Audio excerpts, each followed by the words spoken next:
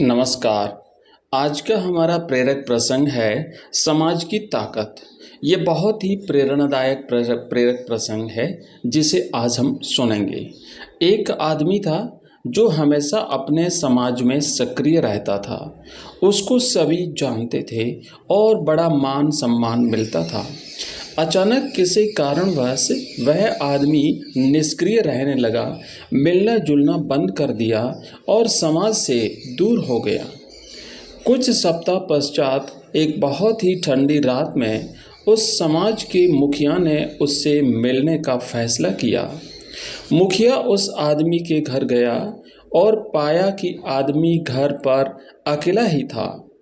एक बोरसी में जलती हुई लकड़ियों की लौ के सामने बैठा वह आदमी आराम से आग ताप रहा था। उस आदमी ने आगंतुक मुखिया का बड़ी खामोशी से स्वागत किया। दोनों चुपचाप बैठे रहे, केवल आग की लपटों को ऊपर तक उठते हुए देखते रहे। कुछ देर के बाद मुखिया ने बिना कुछ बोले उन अंगारों में से एक लकड़ी जिसमें लौ उठ रही थी, यानी जो लकड़ी जल रही थी, उसे उठाकर किनारे पर रख दिया और फिर शांति से शांत बैठ गया।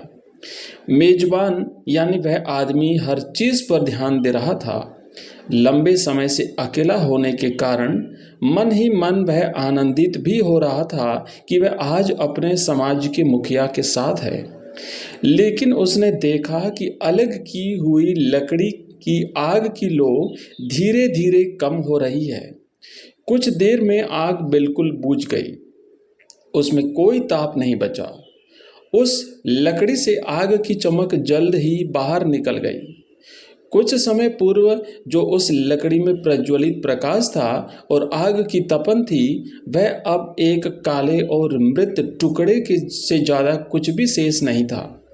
इसी बीच दोनों मित्रों ने एक दूसरे का बहुत ही संक्षिप्त अभिवादन किया, कम से कम शब्द बोले।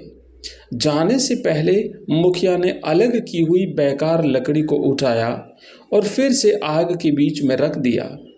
वह लकड़ी फिर से सुलग कर लौ बनकर जलने लगी और चारों ओर रोशनी और ताप बिखेरने लगी।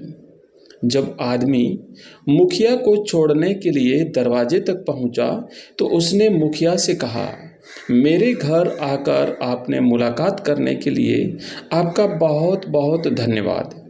आज आपने बिना कुछ बात किए ही एक बहुत सुंदर पाठ पढ़ाया है कि अकेले व्यक्ति का कोई अस्तित्व नहीं होता।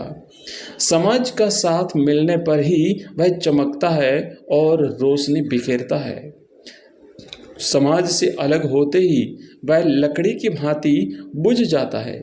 प्रिय मित्रों, इस कहानी से हमें ये शिक्षा मिलती है कि समाज से ही हमारी पहचान बनती है, इसलिए समाज हमारे लिए सर्वोपरि होना चाहिए। समाज के प्रति हमारी निष्ठा और समर्पण किसी व्यक्ति के लिए नहीं, उससे जुड़े विचार के प्रति होना चाहिए। धन्यवाद। इसी प्रकार की और प्रेरक प्रसंग के लिए आप हमारे चैनल को सब्सक्राइब करिए। आपका बहुत बहुत धन्यवाद। Thank you very much.